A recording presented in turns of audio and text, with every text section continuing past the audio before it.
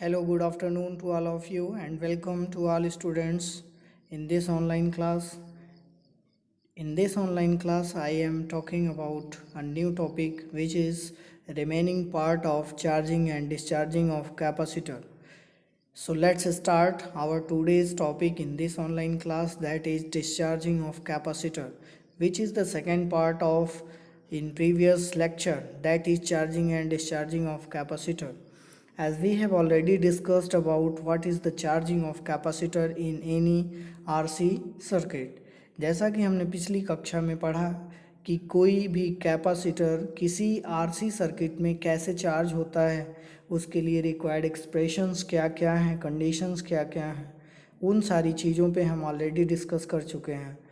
तो आइए आज इस क्लास में हम बात करते हैं उसका जो बचा हुआ पार्ट था, that is discharging of capacitor. यानी जब कैपेसिटर अपनी मैक्सिमम वैल्यू को गेन कर लेता है, यानी चार्ज हो जाता है कम्प्लीटली, तो उसके बाद नेक्स्ट स्टेप आता है डिस्चार्जिंग का।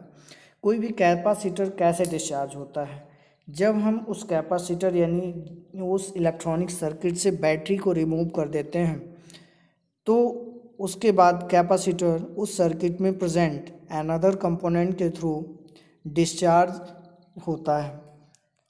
आइए सबसे पहले हम देखते हैं कि वो सर्किट क्या थी जिसके थ्रू हमारा कैपेसिटर चार्ज हुआ था। प्रीवियस लेक्चर में हमने यही सेम सर्किट देखा था कि इसमें कैपेसिटर लगा हुआ है, रजिस्टर लगा हुआ है, बैटरी लगी हुई है जिसका इलेक्ट्रोमोटिव फोर्स कैपिटल ई है।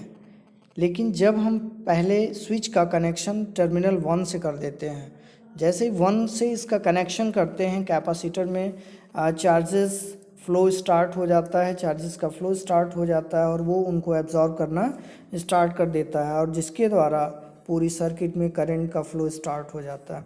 लेकिन ये करंट तब तक फ्लो करती है जब तक वो अपनी मैक्सिमम वैल्यू को गेन नहीं कर लेता। मींस किसी भी कैपेसिटर में हमें पता है कि दो प्लेट्स होती हैं, उन दोनों प्लेट के ऊपर चार्जेस का स्टोरेज स्टार्ट होता है, और ये चार्जेस का स्टोरेज तब तक स्टार्ट रहता है जब तक इसका पोटेंशियल डिफरेंस बाहर लगी हुई बैटरी के इलेक्ट्रोमोटिव फोर्स की इक्विवेलेंट और इक्वल नहीं हो जाती। मतलब कि कैपेसिटर की प्लेट के बीच का जो पोटेंशियल डिफरेंस है वो इस बैटरी के पोटेंशियल डिफरेंस के बराबर जब तक नहीं हो जाता तब तक कैपेसिटर चार्ज होता है। जब वो अपनी मैक्सिमम वैल्यू को गेन कर लेता है तो उस सर्किट में करंट ब्लॉक हो जाती है, यानी जीरो की तरफ मूव कर जाती है। तो इसके लिए अब हमने एक्सप्रेशन निकाला था कि चार्जिंग का what is the expression of charging of a capacitor, वो हमने क्यू के फॉर्म में निकाला था। क्यू बराबर Q naught 1 minus E to the power minus T upon C R, कुछ इस फॉर्म में निकाला था। अब हमें यहाँ पे डिस्चार्जिंग करना है, तो डिस्चार्जिंग कब स्टार्ट होगा? कैपेसिटर की डिस्चार्जिंग हमारी तब स्टार्ट होगी जब हमारी सर्किट से बैटरी आउट हो जाएगी। सर्किट से बैटरी कब आउट होगी? जब हम टर्मिनल चेंज कर देंगे। टर्मिनल कहाँ से कहाँ को चेंज करेंगे? टर्मिनल यानी स्विच को हम 1 से हटाकर रिमूव करके सेकेंड यानी 2 पे कनेक्ट करा देंगे। ये स्विच हमारी यहाँ पे कनेक्ट हो जाएगी, और जैसे ही ये कनेक्ट होगी हमारी ये बैटरी आउट हो जाएगी। अब इसका यहाँ पे कोई रोल नहीं होगा, और जब इसका कोई रोल नहीं होगा तो एट टाइम टी, अब यहाँ पे हम टाइम टी बराबर 0 से स्टार्ट करेंगे।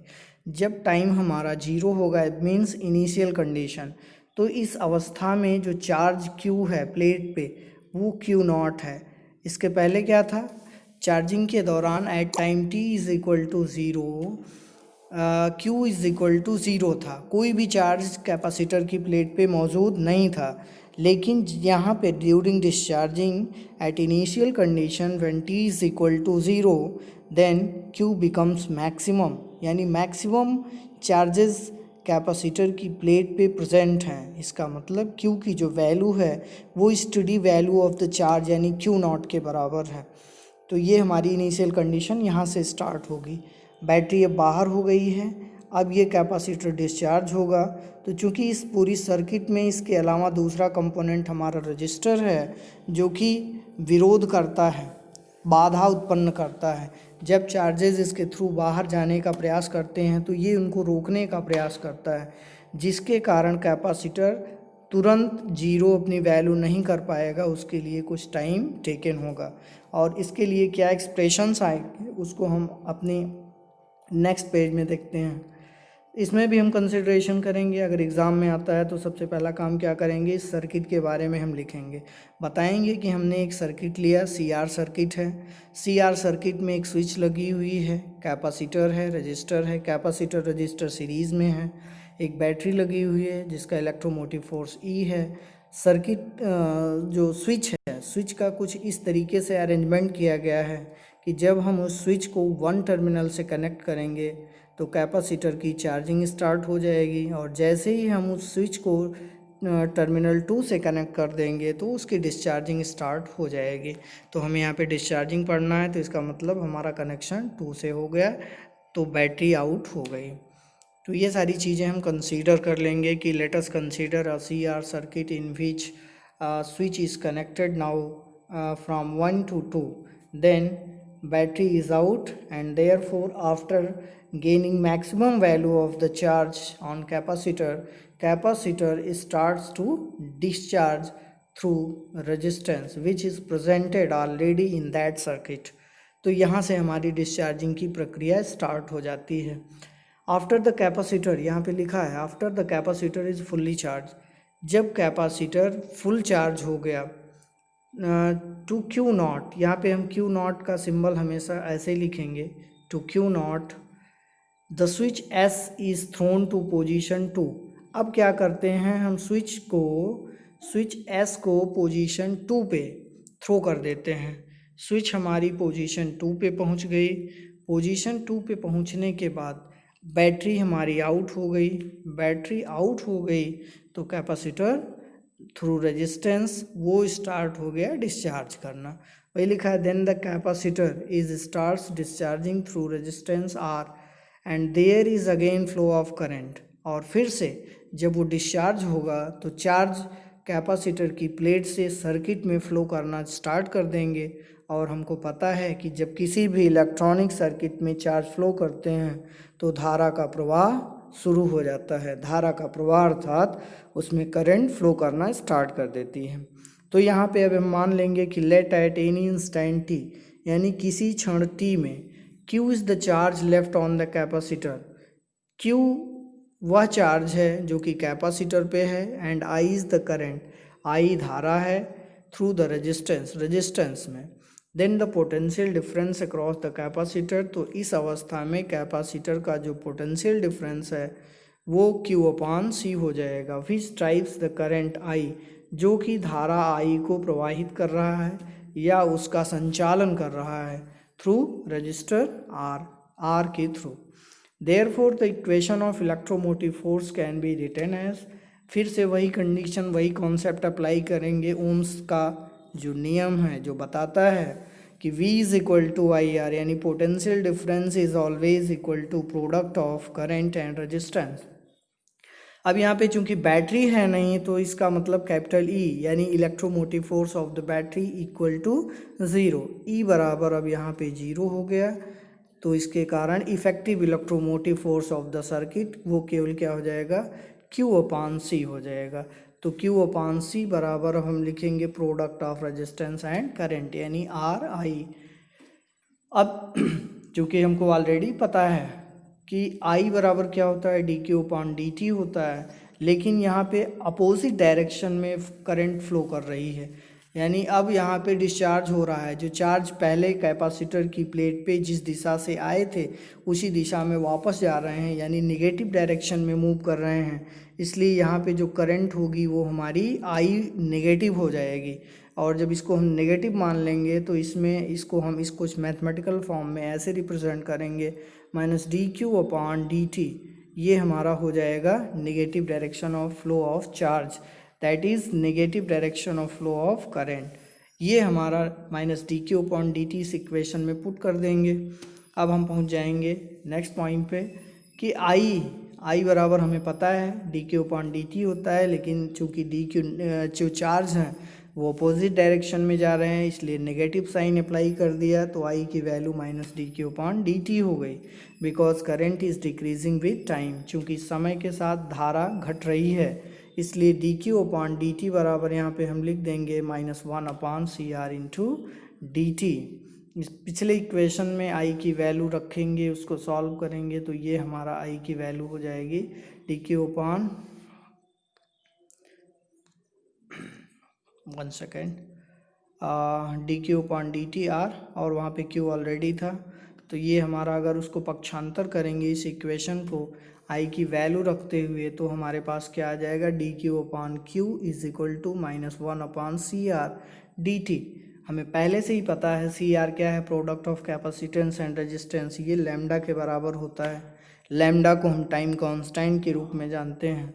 तो अब हम इस इक्वेशन को इंटीग्रेट कर देंगे। Now integrating this equation then we get, इसको अगर हम इंटीग्रेट करेंगे यानी डी क्यू अपॉन क्यू, इसको हम क्या लिख सकते हैं, इसको हम कुछ इस फॉर्म में लिख सकते हैं कि 1 upon Q into D Q, यानी 1 अपॉन क्यू का हम इंटीग्रेशन करेंगे, और हमको पता है 1 अपॉन एक्स डी एक्स का इंटीग्रेशन लॉग ऑफ एक्स होता है, इसलिए 1 अपॉन क्यू डी क्यू का इंटीग्रेशन जब हम करेंगे तो ये हमारा लॉग क्यू हो जाएगा।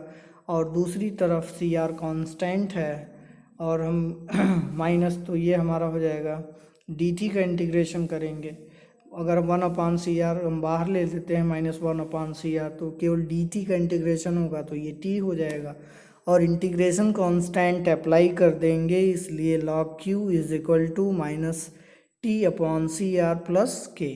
Already we know that K is integration constant या constant of integration, and the value of constant of integration can be evaluated at its initial condition, that is t is equal to 0। कहने का मतलब है कि ये जो k है integration constant, इसकी वैल्यू हम तब मेज़र कर सकते हैं जब हम इनिशियल कंडीशन इस पर अप्लाई कर दें। इनिशियल कंडीशन का मतलब कि t बराबर यहाँ पे हम 0 मान लेते हैं। अब चूंकि कैपेसिटर यहाँ इन्वर्स यानी डिस्चार्जिंग के दौरान टी समय में यानी जब टाइम 0 था तो अपनी मैक्सिमम वैल्यू को कवर कर चुका था, यानी Q बराबर अब यहाँ पे 0 ना हो के Q0 था। अभी आपको ऑलरेडी पहले ही से बता दिया है, और T बराबर 0, यही इसकी इनिशियल कंडीशन है। तो यहाँ पे इसको हम अगर रखते हैं तो K की वैल्यू हमें मिल जाती है K बराबर लॉग Q0। यहाँ पे Q0 को हम ऐसे लिखेंगे log Q0।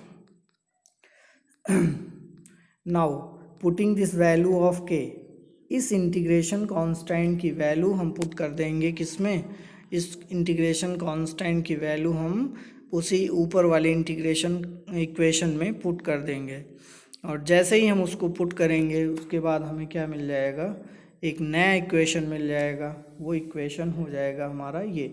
Now putting the value of K in above equation first, then we get log q is equal to minus T upon C R log Q0। Q0 को फिर से हम रिपीट कर देते हैं, ऐसे लिखेंगे, Q के बेस पे 0 लगाएंगे, इसको फिर से सॉल्व करेंगे तो ये हमारा हो जाएगा लॉग को एक साइड अगर ले लिया तो log Q upon Q0 is equal to minus T upon C R. अब Q अपॉन Q0 का जो रिलेशन है इसको अगर हम निकालें तो उधर राइट हैंड साइड का जो टर्म है वो e की पावर में कन्वर्ट हो जाता है, यानी e to the power minus T upon C R इस फॉर्म में कन्वर्ट हो जाएगा। और जब इस फॉर्म में कन्वर्ट हो जाएगा तो इसको हम और सॉल्व करें तो ये हमें रिक्वायर्ड एक्सप्रेशन ऑफ डिस्चार्जिंग मिल जाएगा। तो ये हमारा इक्वेशन आ जाएगा Q बराबर Q0 e to the power minus T upon C R, यानी हम इसको ऐसे लिखेंगे Q is equal to Q0 e to the power minus T upon C R. ये हमारा रिक्वायर्ड एक्सप्रेशन हो गया। Which shows the charge across the capacitor decay exponentially, क्योंकि ये जो डिस्चार्जिंग है ये ई पे डिपेंड कर रही है, एक्सपोनेंशियल टर्म पे डिपेंड कर रही है, इसीलिए हमने लिखा है कि which shows that charge across capacitor decay मतलब होता है क्षरण, डिक्रीजिंग डिस्चार्जिंग, वो एक्सपोनेंशियल टर्म में डिक्रीज कर रही है। तो अब हम इस पे बात करेंगे, कंडीशन अप्लाई करेंगे। दो कंडीशन, पहली कंडीशन हमारी है कि जब हमारे पास टाइम कांस्टेंट t बराबर सी आर हो जाए, और सी आर को हम जानते हैं कि ये लैम्डा के बराबर होता है। और लैम्डा की यूनिट क्या होती है, सेकंड होती है, उस कंडीशन में जब सी की यूनिट फैरड एंड आर की यूनिट ओम होती है। तो ये कंडीशन फर्स्ट अप्लाई करेंगे when T is equal to C R, और सी आर बराबर लैम्डा हमें पता है पहले से ही, टी बराबर सी आर बराबर lambda of the circuit. In this case when time constant is equal to T बराबर सी आर, इसको हम बराबर लैम्डा भी लिख सकते हैं, यानी लैम्डा के स्थान पे टी या टी के स्थान पे हम लैम्डा रख सकते हैं। तो Q बराबर Q नॉट, यानी तब वो जो एक्सप्रेशन हमारा है जिसमें e की घात माइनस टी अपान, यानी उस इक्वेशन में केवल फ़र्क किसके ऊपर आएगा, e पर, e की power minus T upon C R था। अब सी आर के स्थान पे हम क्या लिख देंगे, लैम्डा लिख देंगे, या टी के स्थान पे लैम्डा या लैम्डा के स्थान पे टी। तो ये हमारा हो जाएगा टी अपान टी, टी से टी कैंसिल हो जाएगा, तो e की घात माइनस वन हो जाएगा। तो इसको हम क्या लिख सकते हैं, e की घात माइनस वन को, पिछली लेक्चर में हमने इसको देखा कि इसको हम वन अपान ई लिख सकते हैं। e की जो वैल्यू है मैथमेटिकल वैल्यू वो हमें पता है 2.718 है, वो वैल्यू हम यहाँ पे पुट कर देंगे, तो exact value of DK of charge या डिस्चार्जिंग ऑफ कैपेसिटर वो हमारे पास हो जाएगा। तो यहाँ पे जब हम e की वैल्यू रख देंगे, e की वैल्यू रखने से हमें q की वैल्यू मिल जाती है। q की वैल्यू यहाँ पे हम देख रहे हैं कि वो लगभग आ जाती है 0.368 क्यू नॉट, यानी q बराबर 0.368 क्यू नॉट हो जाती है। और जब ये क्यू नॉट हो जाती है तो ये हमें कॉन्क्लूज़न क्या देती है कि क्यू और क्यू नॉट के बीच का जो डिफरेंस है इन टाइम पीरियड लैम्डा, यानी इन टाइम कांस्टेंट लैम्डा, वो हमारा 0.368 है। तो इसी को हम लिख सकते हैं therefore the time constant of C R circuit is the time in which charge falls to 1 upon E times of its maximum value, यानी क्यू नॉट से 1 अपान ई टाइम्स गिर जाता है। कहने का मतलब लैम्डा सी आर सर्किट का वह टाइम पीरियड है जिसमें चार्ज, कैपेसिटर की चार्ज अपनी मैक्सिमम वैल्यू के 1 अपान ई टाइम्स, 1 अपान ई बार या गुना कर सकते हैं, वो गिर जाते हैं। अब हम दूसरी केस अप्लाई करेंगे कि रेट ऑफ डिस्चार्ज। तो इसमें इसका अगर हमको पता चल गया कि हमारा यहाँ पे कैपेसिटर डिस्चार्ज हो रहा है रेजिस्टेंस के थ्रू, तो उसका रेट क्या होगा। रेट का मतलब होता है कि D Q upon D T, यानी फ्लो ऑफ करंट, चाहे वो ग्रो करे चाहे वो डिक्रीज़ करे। तो चूँकि हमें क्यू पता है, क्यू बराबर क्यू नॉट, वो हमारे पास इक्वेशन है, उसी इक्वेशन से हम निकाल सकते हैं the rate of decay of current. उसी को अगर हम इंटीग्रेट डिफ्रेंशिएट कर दें, चूँकि हमें पता है क्यू बराबर Q naught E to the power minus T upon C R, तो इसलिए जब इसको हम डिफ्रेंशिएट करेंगे तो D Q upon D T with respect to time, यानी हम कह सकते हैं कि now differentiating this equation with respect to time then we have therefore, या हम केवल डिफ्रेंशिएट ही करें तो ये हमारे पास आ जाएगा D Q upon D T is equal to minus Q naught and 1 upon C R, क्योंकि टी पावर सी आर था तो टी के रिस्पेक्ट में कर रहे हैं तो टी का 1 हो जाएगा, इसलिए Q naught 1 upon C R हो गया, और ई की पावर वही रहेगी जो पहले थी, यानी E to the power minus T upon C R, ये हमारा ऑलरेडी एग्जिस्ट करती है। अब इसको अगर हम सॉल्व करें तो इसको हम या तो आई के फॉर्म में लिख सकते हैं, चूँकि D Q upon D T ये आई के बराबर भी होता है, इसको हम I naught into E to the power minus T upon C R भी लिख सकते हैं, या इसको हम उसी फॉर्म में लिख सकते हैं D Q upon D T के फॉर्म में, चूँकि हमें क्या निकालना है, रेट ऑफ डिस्चार्ज निकालना है। तो और सी आर की वैल्यू हमें ऑलरेडी पता है, सी आर बराबर टाइम कांस्टेंट लैम्डा, इसको भी हम चेंज कर सकते हैं। अब यहाँ पे हम इसको E to the power minus T upon C R की जो वैल्यू है एबव इक्वेशन से निकालेंगे तो वहाँ क्यू अपॉन क्यू नॉट इस फॉर्म में आ जाती है इसकी वैल्यू, और उसको यहाँ पे रख देंगे तो क्यू नॉट से क्यू नॉट कैंसिल हो जाएगा, और जो D Q upon D T है वो हमारा minus Q upon C R हो जाता है। D Q upon D T is equal to minus Q upon C R, यानी ये एक्सप्रेशन हमें मिल जाता है। तो इस इक्वेशन से हमें क्या कॉन्क्लूज़न निकलता है कि ये जो D Q upon D T है वो इन्वर्सली प्रोपोर्शनल है किसके, सी आर के, यानी लैम्डा के। तो इसका मतलब फिर से वही कंडीशन आ गई, नेगेटिव साइन के साथ है तो यानी लैम्डा के इन्वर्सली प्रोपोर्शनल है। तो ये हमारा कंक्लूज़न निकल के आता है कि which shows that is smaller the time constant the more rapid is discharge of capacitor। यानी टाइम कांस्टेंट के छोटे होने पर कैपेसिटर की जो डिस्चार्जिंग का रेट है वो बढ़ जाता है, और जब टाइम कांस्टेंट लैम्डा की वैल्यू ग्रेटर होगी तो ये जो डिस्चार्जिंग का है कैपेसिटर का वो डिस्चार्जिंग वो कुछ ना कुछ कम हो जाता है। ये हमारा यहाँ पे कंक्लूज़न निकल के आता है। तो यानी इस टॉपिक के अंदर हमने क्या देखा कि कैपेसिटर कैसे डिस्चार्ज होता है जब हम सर्किट में बैटरी को रिमूव कर देते हैं, और उसकी जो इनिशियल कंडीशन है t बराबर 0 पे वो Q नॉट होती है। वहाँ से हम मान के मैथमेटिकल एक्सप्रेशन निकाल लेते हैं डिस्चार्जिंग का, तो हमें वैल्यू क्या मिलती है, Q बराबर Q not e to the power minus t। So thank you. Next topic will be coming soon and we will talk about a new topic of electronics. Thank you.